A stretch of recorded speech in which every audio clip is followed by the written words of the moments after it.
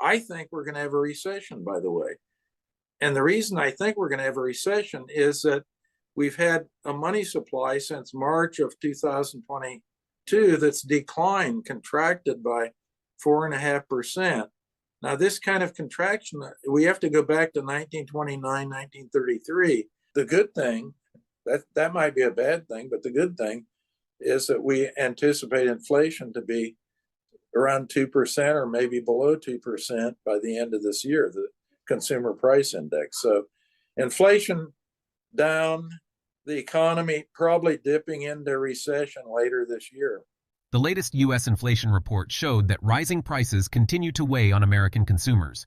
The Federal Reserve's preferred inflation gauge, the Personal Consumption Expenditures Price Index, was up 2.5% for the 12 months ending in February, faster than January's 2.4% rise in prices. American economist Steve Hanke anticipates a stock market downturn, a forthcoming recession, and a decline in inflation to below 2% by the year's end. In July 2021, veteran economist John Greenwood and his colleague predicted that the headline consumer price index would surge by as much as 9% annually, which peaked at 9.1% a year later. They further forecasted that this inflation measure would decrease to 2% and 5% by December of the same year, ending at 3.4%. Hanke and Greenwood predict that headline inflation will dip below the Federal Reserve's target rate of 2% by the end of this year. An article published in the National Review suggests that sustaining a 6% annual growth in M2, a comprehensive gauge of money supply, would likely maintain inflation around the 2% threshold. The U.S. money supply is shrinking the most since the Great Depression. The current M2 decline of nearly 4% is nothing compared to the money supply contraction of almost 30% that occurred during the early years of the Great Depression. However, it's close to double the decline experienced in 1921. Hanke predicts a recession based on the contraction in the money supply. He also ranks the U.S. at 132 out of 157 countries regarding the Misery Index. Let's delve into the video to gain further insights. Misery Index, where the U.S. rank, you ran down that. Let me just look at my scoring here. I looked at 157 countries, and the U.S. is 132. That 16.7 number that you gave, that puts us in there. 132, we're close. Israel is 133. So the Misery Index score is not all that bad, and things are getting a little bit better. The inflation is coming down. Economic growth has been strong. The stock market's strong and everything. But people have a very negative view of Bidenomics and the performance of President Biden. And I think the reason for that it's twofold. One, they look in the rearview mirror and see what things were like maybe 3 years ago. And they say, well, inflation wasn't nearly as bad, and the economy was doing good. Unemployment was low. Everything was a little better. And things cost 25% less. Right. Things cost a lot less. That's one. The rear view mirror is one thing. The front windshield looking ahead is another factor. And they're looking ahead and saying, I'm worried, about some of the risks that we talked about at the opening of the show.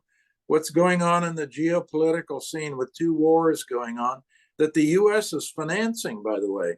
The U.S. is financing that war in Ukraine. It's also financing the one in Gaza. People say, what about a recession? Are we really going to keep riding along and sailing along smoothly?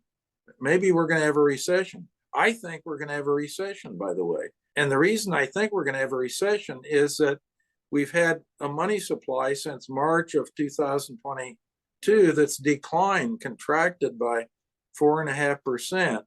Now, this kind of contraction, we have to go back to 1929, 1933, Adam, to find a contraction like this. And we only have 4 contractions since the Federal Reserve was established in 1913 in the United States. And every one of those has always been followed by a recession. So John Greenwood and I, using the quantity theory of money that allowed us to nail the inflation forecast when things went up to 9.1% in 2021. We use that same thing and we see a recession in the cards.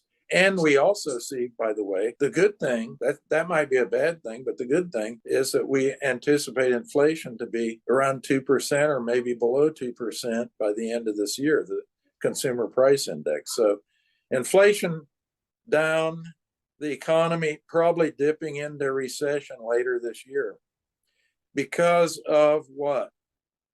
The contraction in the money supply. Remember, changes in the money supply are the key to the whole thing. That's the fuel for the economy, the money supply. You got to look at the money supply. When a tough decision looms, it helps if someone else can make it first and take the blame if it all goes wrong. It's a position much of the world's central banking fraternity has found themselves in. Almost all raised interest rates to battle inflation and are now looking for the chance to cut borrowing costs back down again. Central bankers, including Jerome Powell, have signaled that achieving 2% inflation will be bumpy. Fed officials continued to pencil in 3 rate cuts this year. Investors anticipate the first of those 3 will come in June. If inflation reaches 2% by the year's end, Hanke anticipates a significant drop in the 10-year yield, potentially resulting in a favorable capital gain. In the world's biggest bond market, there's a growing sense that the benchmark 10-year yield is set to revisit the 4.5% level last seen in November before a massive year-end rally kicked in. Now, let's redirect our attention to a video. Interest rates follow inflation. In other words, inflation, wherever inflation goes, that leads to changes in the interest rate. So if we go out on the duration, I mean, the key interest rate is a 10-year treasury. So if you go out to the 10-year, I think that's a pretty safe bet for a trade, not necessarily an investment, not something where you take the 10-year and put it in the safety deposit box and forget about it. But as a trade, I think it will be probably a profitable trade because the interest rate will fall as inflation rate continues to fall and goes down to, I think, let's say 2% by the end of the year. If the inflation rate is at 2% at the end of the year, believe me, the 10-year yield is going to be quite a bit lower than it is now. I mean, it's up above 4%, a tad over 4%. It'll drop down, and you'll have a pretty good capital gain. So that's how you want to trade. You want to trade it, not invest in it. Is what I'm saying. The Congressional Budget Office is saying that there's a fundamental structural problem with the public finances in the United States, and either you change the structure and you cap government spending in some way, or we're going to have to increase taxes tremendously to pay for this. So one of the two. I'm for a debt break. A Swiss-style debt break. The Swiss put in a debt break. They made a constitutional change after having a referendum.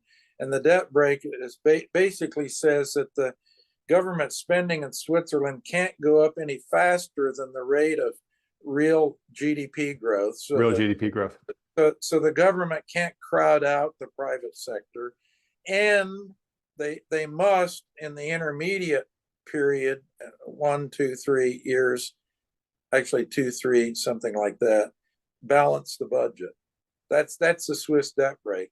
Now, the only way you can do that in the United States is to have a constitutional amendment, and that means you have to invoke Article 5 of the Constitution, which I'm for, and having a constitutional convention to look specifically and narrowly at the fiscal situation. The idea of putting some kind of debt break in that would restructure the government's finances.